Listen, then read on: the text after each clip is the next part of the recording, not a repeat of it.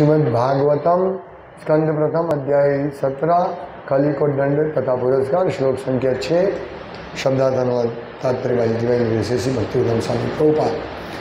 यस्त्वं कृष्णे गते दूरं सह गांडीव धन्वना शोच्योस्य शोच्यान् रहसि प्रहरन् वदमर्हसि। शब्दार्थ यह जिससे त्वं तुम दुष्ट कृष्ण के गते चले जाने से दूरम आँख से उजल सह साथ गांडीव नामक धनुष धनवना धारण करने वाला अर्जुन शोच्य अपराधी असि हो अशोच्यान निर्दोष रहसि एकांत स्थान में प्रहरन मारते हुए वधम मारे जाने के अर्हसि पात्र हो। अनुवाद। अरे धूर्त, क्या तुम इस निर्दोष गाय को मारने का दुस्साहस इसलिए कर रहे हो कि भगवान कृष्ण तथा गांडीवधारी अर्जुन दृष्टि से बाहर है। चूंकि तुम इस निर्दोष को एकांत स्थान में मार रहे हो, अतएव तुम अपराधी हो और बध किए जाने के योग्य हो। तात्पर्य। जिस सभ्यता में ईश्वर को देश निकाल दिया गया हो और जहां अर्जुन जैसा भक्त योद्धा न हो, वहां कलयुग के संग इस कानून विहीन राज्य का लाभ उठाकर एकांत कसाई घरों में गाय जैसे निर्दोष पशुओं का वध करने की व्यवस्था करते हैं। ऐसे पशु हत्यारे महाराज परीक्षित जैसे पवित्र राजा का मृत्यु दंड दिए जाने के पात्र हैं। जो अपराधी एकांत स्थान में पशु का वध करता है, वह पवित्र राजा द्वारा उसी तरह मृत्यु दंड पाने का भागी होता है जिस तरह एकांत में अबोध बालक का वध करने वाला हत्यारा। ओम ज्ञानतिमिरान्धस्य ज्ञानञ्जनशलाकया चक्षुरुन्मिलितं येन तस्मै श्रीगुरुवे नमः। नाम श्रेष्ठं मनुमपि शचीपुत्रमत्र स्वरूपं रूपं तस्याग्रदमुरुपुरी माधुरीं गोष्ठवतीं राधाकुण्डं गिरिवरमहो राधिका माधवासं प्राप्तो यस्य प्रतितो कृपया श्रीगुरुं तं नतोऽस्मि। वन्देऽहं श्रीगुरु श्रीयुतपदकमलं श्रीगुरुं वैष्णवांश्च श्रीरूपं साग्रजातं सहगण रघुनाथान्वितं तं सजीवं साद्वैतं सावधूतं परिजनसहितं कृष्णचैतन्यदेवं श्रीराधा कृष्णपादां सहगण ललिता श्रीविशाखान्वितांश्च। हरे कृष्ण कृष्ण कृष्ण हरे हरे, हरे राम राम राम हरे हरे। हरे कृष्ण। यहाँ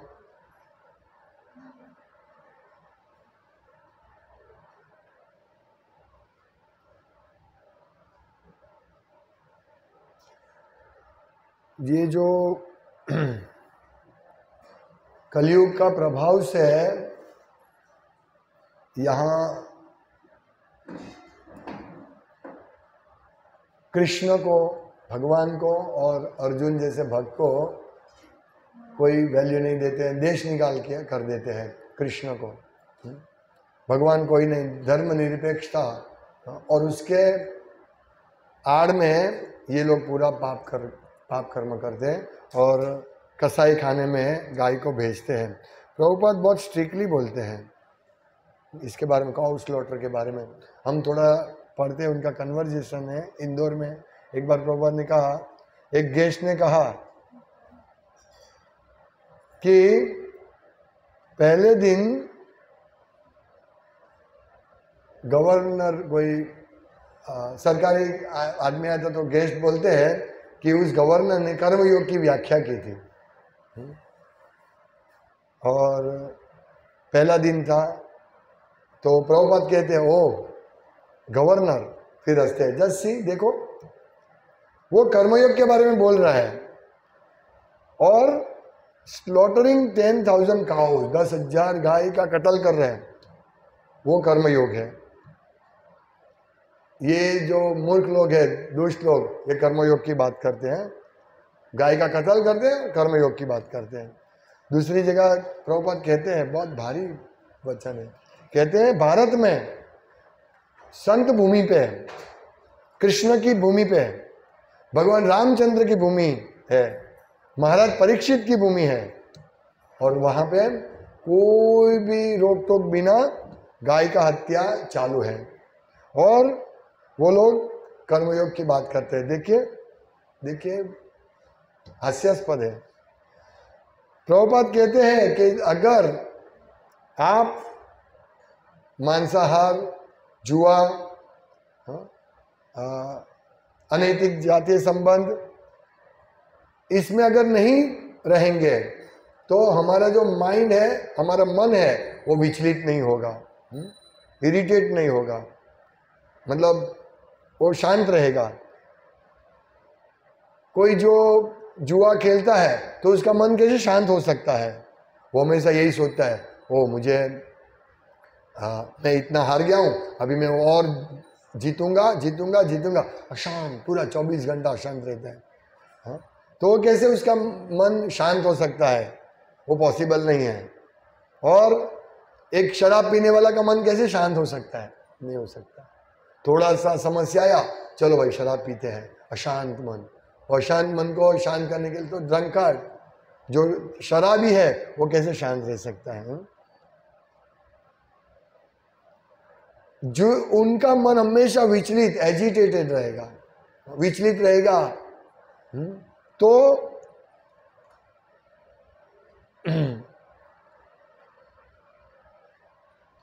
उनका मन विचलित रहेगा, जो हमेशा ये सब नियम तोड़ते रहते हैं, पाप पूर्ण जीवन में बसे रहते हैं। जो व्यक्ति पाप पूर्ण जीवन में एंगेज नहीं है, हाँ, तो वो लोग स्वाभाविक रूप से उनका मन शांत है। कृष्ण भक्त निष्काम है, अतएव शांत। बाकी सब पाप पुण्य कर्मों में, पाप कर्मों में लगे हुए हैं, हाँ, और उनका मन शांत है।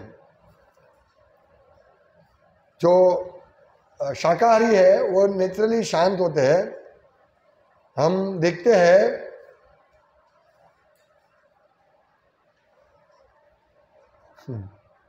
प्रभुपाद कहते हैं शाकाहारी शांत रहते हैं। जस्ट देखिए कुत्ता और गाय को देखिए, कुत्ता हमेशा भाव भाव भाव करता रहता है, और वो प्रभुपाद भी ऐसा साउंड करते हैं। कोई भी गलती नहीं हो तो, जब हम लोग जाते हैं, सुबह आते हैं, तो बिना काम को कुत्ता भौंकता है, बिना काम को।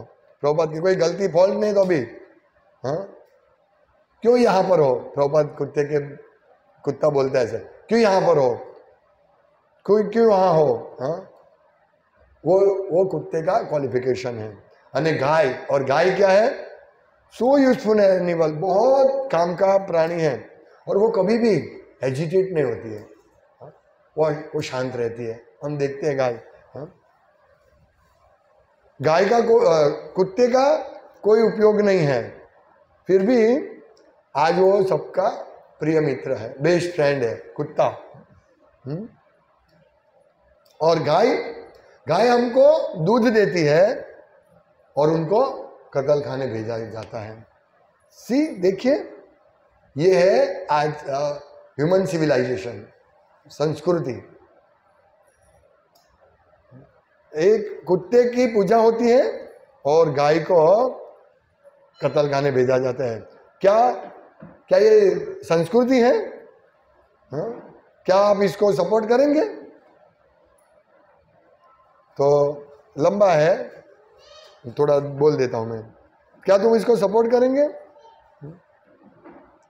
तो जो गेस्ट था वो बोलता है यस। अरे अच्छा, मेरे पास एक मित्र है जो वेजिटेरियन है। तो प्रभुपाद कहते काट देते, उसके बाद नो। हाँ, इस दोनों पशु के अलावा भी बहुत सारे, हाँ, ये दो पशु के अलावा एक कुत्ता और एक गाय, उसके अलावा one is dog and one another is cow. तो ये दो के अलावा गाय को कत्ल खाना भेज दिया जाता है और कुत्ते की वर्शिप की जाती है। तो ये किस प्रकार का सिविलाइजेशन है? हम दूध कहते हैं पशु, तो प्रभुपाद के नहीं, लेस देन, पशु से भी निम्न।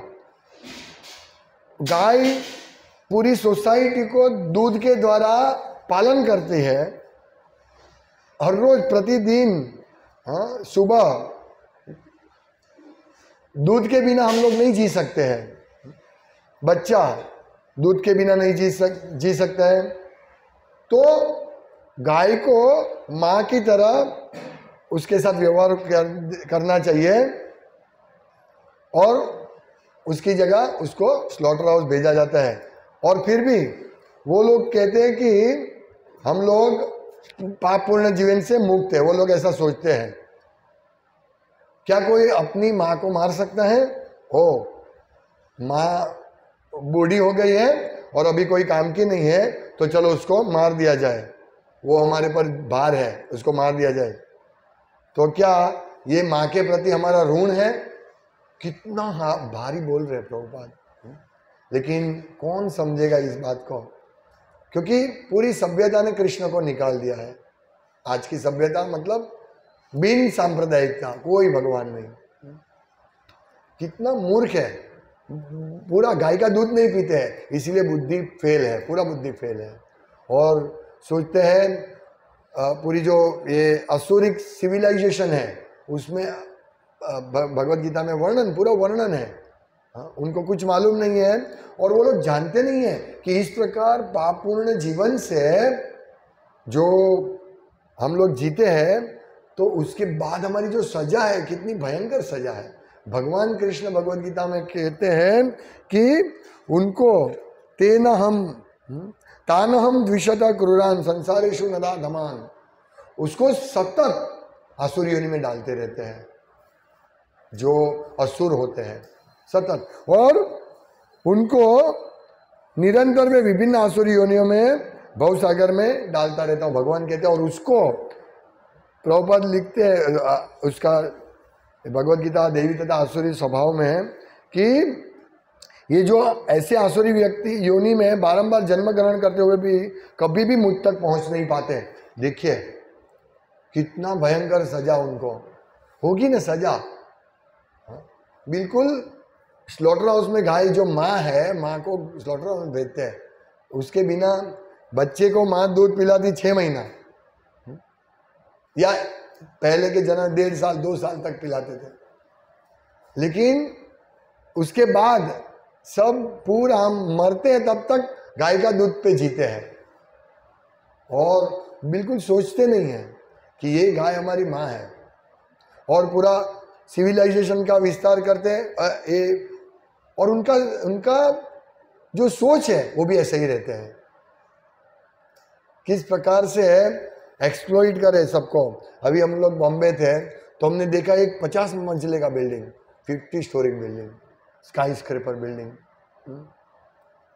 और ऐसे वो सिगरेट का खोखा एक के ऊपर एक रखते हैं ना, ऐसे दिखता है। डर लगता है उसको देख के कि भूकंप आएगा तो कैसे गिर जाएगा पूरा। लेकिन यही उनकी बुद्धि ऐसे ही है। कोई नहीं छोड़ना चाहते अपनी जो रूटीन है, रूटीन लाइफ, उसको कोई छोड़ना नहीं चाहते हैं। जैसे ठीक है, यही सब ठीक है, मांसाहार करना, शराब पीना, ऐसे खूब आराम से जीना, सोचते एक क्षण के लिए भी सोचते नहीं है। जैसे अभी त्योहार भी आता है, तो लोग सोचते नहीं कि हम लोग क्या पाप कर्म में लगते हैं, सॉरी धार्मिक के नाम से पाप कर्म में लगे रहते हैं, वो बिल्कुल भी सोचते नहीं है। तो इस प्रकार ये सिविलाइजेशन क्या है? भगवान के बिना की सिविलाइजेशन है। और इसमें मतलब ऐसा नहीं है कि जो वेजिटेरियन है, प्रभुपाद ने काटा उनको, ऐसा नहीं वेजिटेरियन है इसलिए वो अच्छा है, नहीं। कृष्ण भक्त को छोड़ के कोई भी अच्छे नहीं है। तो हमारा प्रयोजन यही रहना चाहिए कि हम कृष्ण की भक्ति जीवन के अंत तक करते रहे। ये लोग जीवन के अंत तक मरते दम तक कहाँ भोगे कहाँ भोगे कहाँ भोगे, इसके पीछे दौड़ते रहते हैं। तो हमारा ऐसा नहीं होना चाहिए। वो लोग आरामदायक दूसरे के ऊपर, वो जानते नहीं है कि परमात्मा सबके हृदय में है, भगवान सबके हृदय में है। और आज एक भक्त है तो आज एक भक्त किसी भी दूसरे भक्त को देखकर तुरंत प्रणाम करता है, क्योंकि उसकी कॉन्शियस, उसकी चेतना है कि परमात्मा, वो प्रणाम किसको करता है? परमात्मा। ये चीज भक्त को मालूम है, लेकिन ऐसे आसुरी लोगों को मालूम नहीं है, इसीलिए वो कभी झुकते भी नहीं है, वो कभी नहीं झुकते हैं। और जो भक्त है वो हमेशा नम्र रहता है, इसीलिए वो शांत रहता है। यहां स्पष्ट लिखा, प्रभुपाद कहते हैं कि भक्त हमेशा शांत रहता है, उसको कोई ऐसा, प्रभुपाद लिखते एक जगह पर प्रभुपाद कहते हैं कि भक्त का जीवन सादा रहता है और वो कंफर्टेबल जीता है। देखिए, लोग कंफर्टेबल जीने के लिए बहुत सारे पाप कर्म करते हैं और बिना पाप कर्म किए भक्त कंफर्टेबल जीता है। देखिए, कंफर्टेबल जीना किसको बोलते हैं? आहार, निद्रा, भय, मैथुन, ये चार चीज की संतुष्टि होनी चाहिए, वो कंफर्टेबल जीवन है। प्रसाद मिलना चाहिए। कंफर्टेबल जीवन का मतलब ये नहीं है कि बहुत अच्छा गद्दा हो उस पर सो जाओ और अच्छा बहुत सारा अच्छा चीज मिले, वो कंफर्टेबल, वो खाना अच्छा है, वो कंफर्टेबल जीवन है। लोग होटल में जाते हैं, होटल में अच्छा प्लेट में कोई भी पसीना वाला खाना मिलता है स्वादिष्ट, उसके लिए होटल में जाते हैं, बहुत पैसा, वो सोचते हैं कंफर्टेबल जीवन है। आज की सिविलाइजेशन, उसमें क्या भक्त 10 बार सोचेगा कि भाई इसमें कुछ मांसाहार वाली चीज तो नहीं है ना, इसमें कुछ भक्त ने बनाया है कि नहीं। लेकिन वो लोग इसको कंफर्टेबल नहीं मानते हैं। भक्त बाह्य रूप से दिखते, वो अनकंफर्टेबल है भक्त। ऐसे बैठ के यार 2 घंटा बैठ के तुम ये जप करते हो, कितना अनकंफर्टेबल लाइफ है। नींद आती है फिर भी जप करते रहते हैं, सो जाओ इससे अच्छा है। ये ऐसा सोचते हैं आसुरी, जिसके पापी लोग ऐसे ही सोचते हैं। सुबह जल्दी सो जाओ ना बेटा, सो जाओ, इतना जल्दी क्यों उठते हो? 7 बजे उठो, कोई प्रॉब्लम नहीं। तो ये प्रभुपाद भक्त के लिए कंफर्टेबल जीवन है। यदि भक्त को थोड़ा सा चटाई मिल गया सोने के लिए, कंफर्टेबल जीवन है। और कंफर्टेबल जीवन, प्रभुपाद कहते हैं कंफर्टेबल जीवन जियो और भगवान की भक्ति करो, बस सिंपल। बहुत बड़ा अब मेहनत करके बहुत पैसा इकट्ठा करने का कोई आवश्यकता नहीं, जितना जरूरत ना कमाओ, ये बारंबार प्रभुपाद कहते हैं। क्योंकि जैसे ही ज्यादा पैसा आएगा ना, ये पाप कर्म वाला जीवन शुरू हो जाएगा। आप देखिए, यदि हम पैसा ज्यादा कमाते जरूरत से ज्यादा, तो बच्चे, हम लोग भक्त फिर भी हमारा बच्चे है या बच्चे के बच्चे या हमारे फैमिली परिवार वो पैसा इंद्रिय तृप्ति में वापरेंगे। इसीलिए शास्त्र कहते हैं कि तुम्हें अभी जीवन मिला है, मनुष्य जीवन, तो इसको अथा तो ब्रह्म जिज्ञासा, ये आसुरी जीवन का छोड़ दो, ऐसा जीवन मत जियो। आज हम एक एक चीज वापरते हैं, जैसे मृदंग में गाय का चमड़ा यूज होता है। पहले मरी हुई गाय का चमड़ा, अभी लेकिन इतना मृदंग चाहिए कि गाय को, कत्ल खाने में गई हुई गाय का चमड़ा वापरते हैं। तो ये सिंफुल एक्टिविटीज होती है। तो हमें एक एक चीज का ध्यान रखना चाहिए, किस प्रकार से है, नहीं तो हमारा जीवन अशांतमय रहेगा ना। इसीलिए हम मधुर, मृदंग इत्यादि, मतलब भक्त एक एक चीज पे ध्यान रखते हैं कि कहीं मैं गलत रास्ते पे नहीं चला जाऊं, ये हमें ध्यान रखना है। और क्योंकि आज हमारे पास क्या है, परीक्षित महाराज जैसे यहाँ लिखा है कि गांडीवधारी अर्जुन चला गया है, दृष्टि से बाहर है, और परीक्षित महाराज जैसे भक्त नहीं है। इसीलिए तुम, प्रभुपाद तात्पर्य लिखते हैं, इसीलिए ऐसे पशु हत्यारे परीक्षित महाराज, परीक्षित जैसे पवित्र राजा द्वारा मृत्यु दंड दिए जाने के पात्र हैं, तो उनको कोई दंड देने वाला नहीं है। आज स्लॉटर हाउस चल रहे हैं गुजरात में और शायद यूपी में 2 जगह पे गाय का स्लॉटर का बैन है, लेकिन बाकी जगह चल रहा है। और भारत में ये भूमि जहाँ भगवान कृष्ण, भगवान रामचंद्र, परीक्षित महाराज जैसे राजा थे, इतनी पुण्य भूमि में गाय का कत्ल यानी बहुत बड़ा अपराध है। इससे हम सोच सकते हैं कि देखिए, हम वोटिंग करते हैं और जो भी राजा आता है वो राजा सक्षम नहीं है गाय का हत्या बंद करने के लिए, तो इसका रिएक्शन हो सकता है। हम कितनी भयंकर स्थिति में हैं सोचिए। ये कोई साधारण स्थिति नहीं है हमारी, हम बहुत ही भयजनक स्थिति में। थोड़ा सा भी अगर हमने गलती कर दिया तो हम लोग कर्म बंधन में फंस जाएंगे। कर्म बहुत भारी, ये कलयुग में लोगों की बुद्धि बहुत दुष्ट है, तो हम लोगों को बहुत हमेशा सावधान रहना चाहिए। और जैसे ये गाय का कत्ल एक बच्चे का कत्ल जैसा है, बच्चे को एकांत स्थान में डाल के उसका कत्ल किया जाता है। देखिए, बच्चे का कत्ल होता है तो पूरा देश में, हाँ, पूरा देश में सब पेपर पे आ जाता है, बच्चे का कत्ल कर दिया है। कितना सीरियसली लेते हैं। लेकिन हर रोज लाखों गाय कटती है, कहीं पे नहीं आता है, कहीं पे आता नहीं है। और ये मैंने बताया ना, जो सिविलाइजेशन अभी हो रही, 50 माला के मंजिले का बिल्डिंग बना दिया, एक जगह से दूसरी जगह जाना, हाँ, दूर दूर तक जाना जॉब के लिए, छोटे से कबूतर खाने में रहना। हम लोग ट्रेन में अंधेरी बोरीवली से अंधेरी जा रहे थे तो एक काका मिले। ये प्रभुपाद की इतनी बड़ी कृपा है कि अब जहां भी जाएंगे आपको भक्त मिल जाएंगे हेल्प करने के लिए, अरे कोई मार्गदर्शन मिल जाएगा हेल्प करने के लिए। हम अंधेरी ट्रेन में बैठे हैं तो एक काका बोला, आप इस्कॉन से होना है? ठीक है, चलो मैं बताता हूँ। फिर हमको बताया ट्रेन में बैठ जाओ, फिर बैठे, हमारे साथ बैठे, तो बातचीत चल रही थी। तो बोला मैं यहाँ, उनकी उम्र थी 75 तक उम्र थी, तो बोला मैं अभी मुझे शांति है, मैं यहाँ जमीन का कार्य करता था, जमीन की दलाल का, अभी शांति है अभी। तो मैं बोला काका आप किधर रहते हैं? तो बोला कहाँ रहते हैं? बोला मेरा बड़ा घर है। मैंने बोला कितना स्क्वायर फीट का फ्लैट है आपका? बोला 400 स्क्वायर फीट का, 400 स्क्वायर फीट का। इसको बड़ा मानते हैं। देखिए, इतना बड़ा फ्लैट में मैं रहता हूँ, उनको आइडिया ही नहीं है। और बोला कीमत 1 करोड़ रुपया, 400 स्क्वायर फीट फ्लैट का 1 करोड़ रुपया। और हमारे सूरत में 400 स्क्वायर फीट 10 लाख में मिल जाएगा आपको, 15 लाख में, है ना। और गांव में जाएंगे तो और सस्ता है, उतने 1 करोड़ में तो पूरा खेत मिल जाएगा, उसमें घर, पूरा फार्म हाउस मिल जाएगा और पूरा जीवन का जरूरत, गाय मिलेगी, खेत मिलेगा, हाँ, शांति से जीवन जी सकते हैं। लेकिन क्योंकि हमारा संग, सिटी में ऐसा संग ऐसा है नहीं, मतलब वो लोग सोचते हैं दौड़ना भागना वही जीवन है, बस।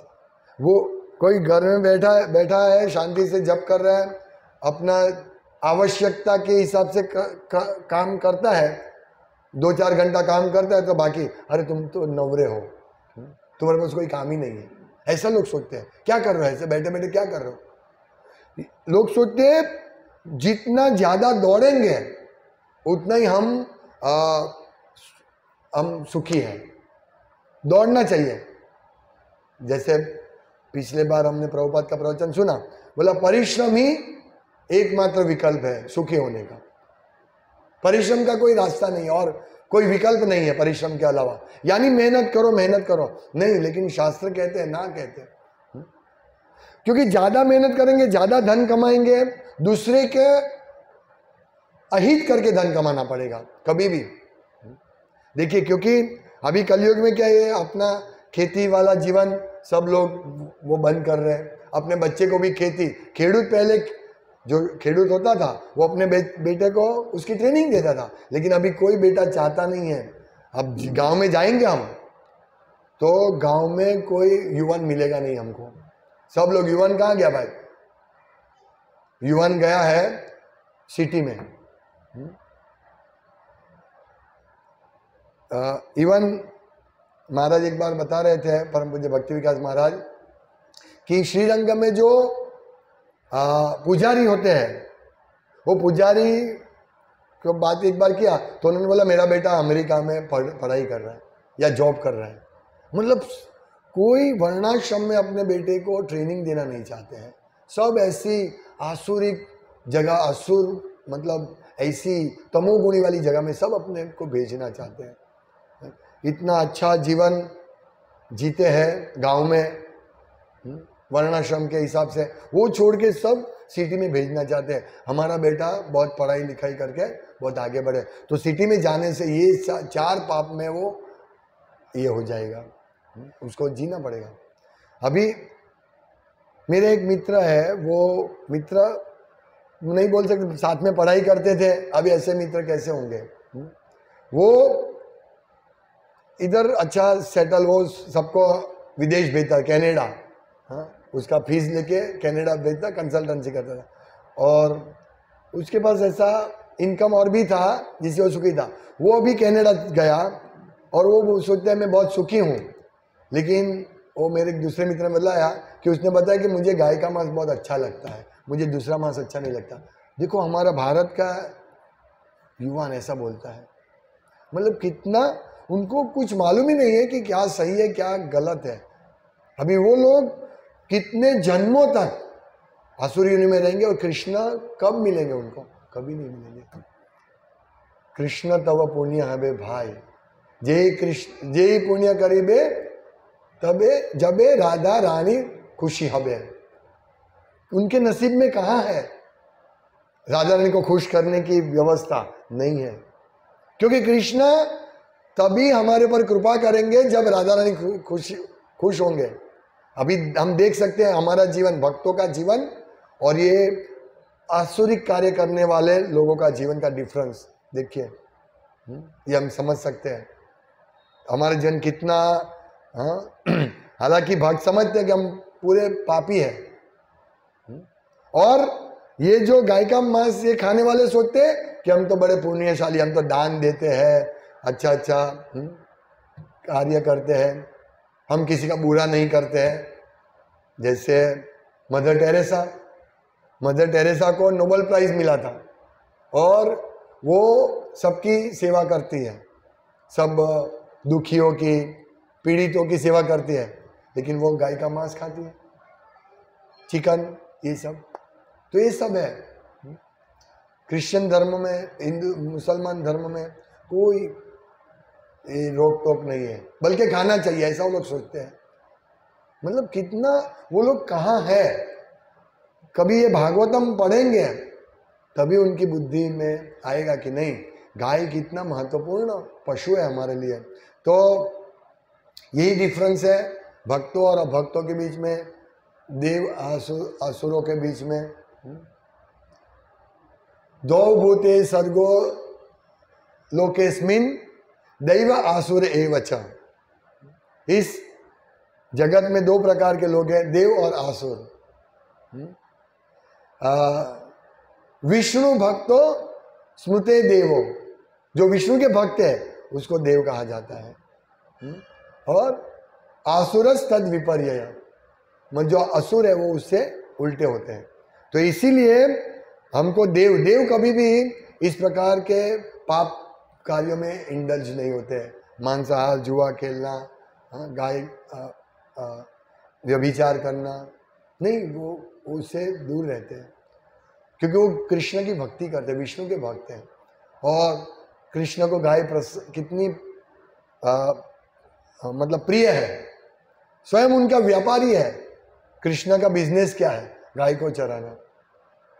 ये लोग कब, जब तक ये समझेंगे नहीं कृष्ण भक्ति क्या है, ये सब समझेंगे नहीं और सिर्फ दिन रात कमाने में पड़े रहेंगे, तो कमाने के लिए उनको कितना टाइम देना पड़ेगा। तो जो टाइम में मनुष्य जीवन का जो समय अथा तो ब्रह्म जिज्ञासा, अभी ये समय है ब्रह्म के बारे में जिज्ञासा करने का, वो मिस कर देते हैं। और हम भक्तों का भाग्य है कि हम लोगों के पास शांति से 1 घंटा बैठ के चर्चा करने का समय है, 2 घंटा जप करने का समय है, भगवान के लिए सुबह उठने का समय है, ये हमारा भाग्य है। हम कंपेयर ही नहीं कर सकते हैं। तो वो लोगों को ये भाग्य प्राप्त करके भक्त लोग अपना जीवन सार्थक करके दूसरे को भी यही प्रचार करते हैं कि आप कृष्ण भक्ति करो। कृष्ण भक्ति करने से सब सेटल हो जाएगा, सब शांति हो जाएगी। कृष्ण भक्ति नहीं करेंगे तो हम हमारी इंद्रिय तृप्ति करनी पड़ेगी। अतेंद्रिय प्रीतिवांचा, तार बोले काम, काम को संतुष्ट करना पड़ेगा। प्रेम या काम, दो में से एक ही मिलेगा हमको। यदि हम काम को संतुष्ट करेंगे, हमारी इंद्रिय तृप्ति करेंगे, तो हम कृष्ण को प्रसन्न नहीं, मतलब प्रेम की ओर आगे नहीं बढ़ सकते। दोनों उल्टा है, काम इधर है बॉम्बे में है और प्रेम है वृंदावन में, दोनों उल्टे डायरेक्शन में। या तो वृंदावन जा सकते हैं या बॉम्बे जा सकते हैं, दोनों में से एक। लेकिन लोग, दुर्भाग्य है, लोग सोचते मैं न्यूयॉर्क में हूं। न्यूयॉर्क भी नरक, प्रभुपाद कहते हैं न्यूयॉर्क मीन्स नरक, हेल, हेल, पूरा हेल। वहां सूर्य का दर्शन नहीं होता है कितने महीनों तक, ऐसा। तो ऐसी जगह लोग सोचते हैं मेरा बेटा न्यूयॉर्क में है, कनाडा में है, कुछ नहीं है उधर बिल्कुल। हम ऐसा एक इंद्रिय तृप्ति का पिक्चर दिखाया जाता है, ओ अमेरिका में, अच्छा आपका बेटा अमेरिका में है। लेकिन वहां जाके देखेंगे पूरा भ्रष्ट कल्चर, कोई कुछ नहीं। हफ्ते में, महीने में एक बार इकट्ठे होते हैं और थोड़ा ऐसा नवरात्रि में थोड़ा नाच लेते हैं और सोचते हम धार्मिक है। मतलब यही सब चीजें हैं बॉम्बे, न्यूयॉर्क, या अभी सूरत भी ऐसा ही हो रहा है, सब जगह। तो इससे अच्छा है हम भक्ति करें, वर्णाश्रम के नियमों का पालन करें, वर्णाश्रम को समझे और हमारा जीवन सफल करें। नहीं तो हम बारंबार असुरी योनि में जाते रहेंगे। तो ये हमारे पास समय, हमें समय का उचित उपयोग करना चाहिए। ये समय का पूरा उपयोग भगवान की सेवा के लिए करना चाहिए। हरे कृष्णा। नहीं तो हम परीक्षित जैसे पवित्र राजा द्वारा मृत्युदंड दिए जा सकते हैं। श्रील प्रभुपाद की जय, श्रीमद् भागवतम की जय। पंचायत प्रसाद लेके